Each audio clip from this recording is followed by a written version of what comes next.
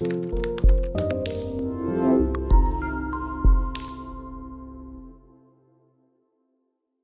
everyone, how are you all?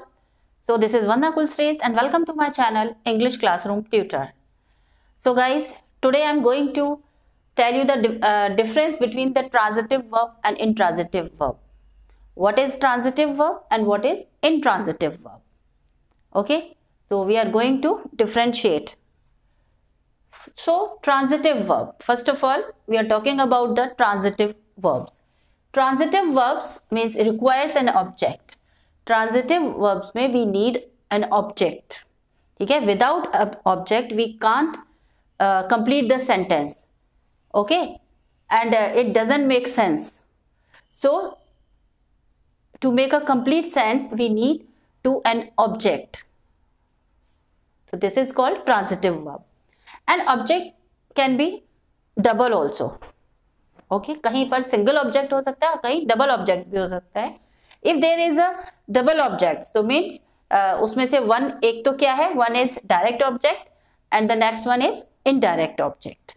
Okay, and order can be reversed. हम इसके order को reverse भी कर सकते हैं. पहले डायरेक्ट ऑब्जेक्ट भी आ सकता है या इनडायरेक्ट भी आ सकता है, लास्ट में डायरेक्ट भी आ सकता है और इनडायरेक्ट भी आ सकता है. It depends on the sentence.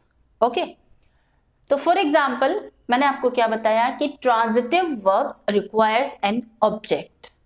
Okay, and two objects may be there, single भी हो सकता है और डबल भी हो सकता है. Okay, and order we can also reverse. So see the example, she deposits the instalment. Okay, this is the example of transitive verb.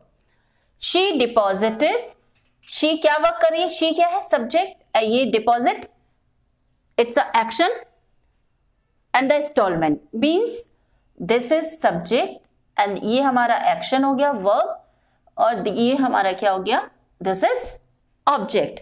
Now see, when action passes from the subject to the object, जब कोई भी subject या doer कोई work करता है तो उस action का इंपैक्ट जिस चीज पर पड़ता है उसको हम ऑब्जेक्ट कहते हैं.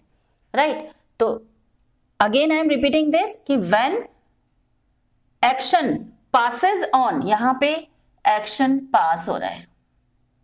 ठीक है, पासिंग हो रहा है कहां पे, टू द ऑब्जेक्ट, यानी कि सब्जेक्ट के द्वारा जो भी वर्क किया गया वो पास हो रहा है. Means action passes from the subject to the object. It is called transitive verb. Got it? And if I remove this, तो it doesn't make sense. Okay? She deposit, तो क्या डिपॉजिट करता है, तो यहां कुछ क्लियर नहीं हुआ, तो इसके लिए हमें सब्जेक्ट की रिक्वायरमेंट होती है. He writes a story. This is also intransitive verb. Subject है, he एक्शन कर रहा है लिखने का, और क्या चीज, क्या किस पर इंपैक्ट पड़ रहा है, स्टोरी, यानी कि उसने जो एक्शन किया उसका इंपैक्ट इस पर पड़ा. तो ये भी किसका एग्जांपल है, ट्रांजिटिव वर्ब. ऑलराइट, नेक्स्ट देखिए, शी गेव यू मनी. उसने तुम्हें मनी दिया. अब now see, this is subject and this is verb, this is object and this is also object. In this sentence we are having two objects. Now find out which is direct object or which is indirect object. Now I am going to tell you. She gave money. जो doer जो work करता है उसका जो direct impact पड़ता है तो उसको हम कहते हैं डायरेक्ट. तो she gave you, तो उसने उसको दिया, तो यू पर पड़ रहा है, तो ये हमारा डायरेक्ट ऑब्जेक्ट है.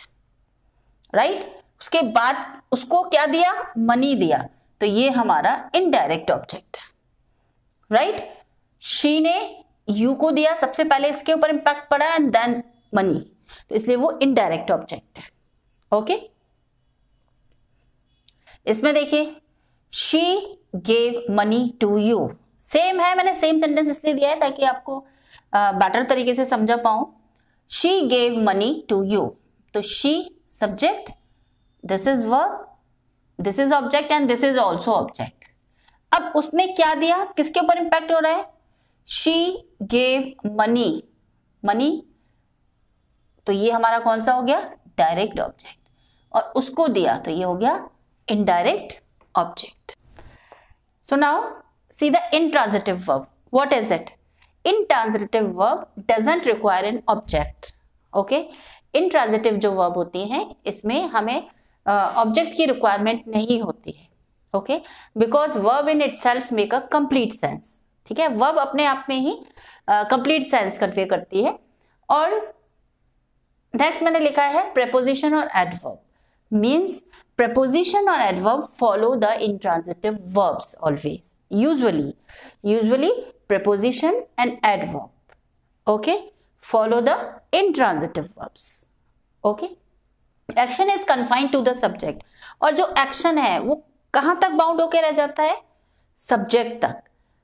Okay, तो action means verb in itself make complete sense. Now see, Neha reads, Neha पढ़ती है, तो अपने आप में एक कंप्लीट सेंटेंस है. ओके, और यहाँ पे आप देखिए सब्जेक्ट के द्वारा जो एक्शन, ये सब्जेक्ट है हमारा, ये वर्ब है. Doesn't pass to the object, यहाँ ऑब्जेक्ट है ही नहीं, राइट, तो डजंट पास ये वहां नहीं है, तो ये क्या है? Intransitive verb.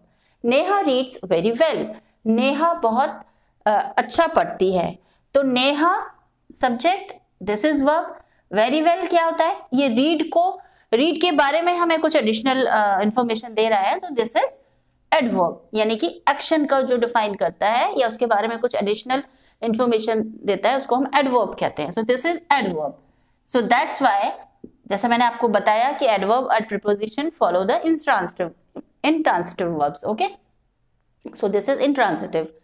They are standing near them, वो खड़े हुए हैं, सब्जेक्ट, ये अपना स्टेटिव वर्ब होता है, ये स्टैंडिंग हो गया हमारा एक्शन.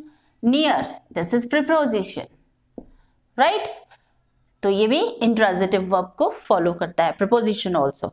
ओके, और यहाँ पे भी आप देखेंगे कोई ऑब्जेक्ट नहीं है, ठीक है, and we needn't any object in intransitive verb, because जो वर्ब होती है वो अपने आप में ही कंप्लीट सेंटेंस फॉर्म करती है.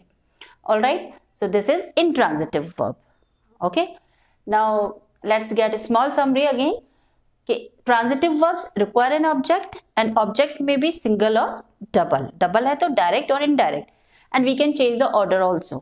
Okay, and without object it doesn't make complete sense. Okay, now intransitive verbs doesn't require an object because verb in itself make complete sense. Without object we can make a sentence, complete sentence. Okay, and preposition and adverb follow the usually these two, preposition and adverb follow the intransitive verbs. और action केवल subject तक ही रहता है, ठीक है, action is confined to the subject, केवल subject ही उसको कर रहा था, उसको needn't object. Okay, so this is the intransitive verb or transitive verb. I hope you all have understood very well. So if you are liking my video, channel को subscribe करें. Okay, and thank you.